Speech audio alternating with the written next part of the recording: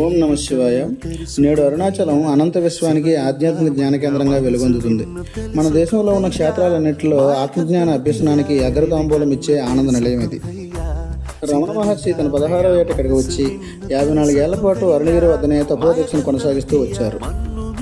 ఇక్కడకు పాశ్చాత్య దేశాల భక్తులు సైతం వచ్చి కొంతకాలం పాటు గడిపి వెళ్తున్నారంటే ఆశ్రమ ప్రాశస్త్యమును మనం అర్థం చేసుకోవచ్చు.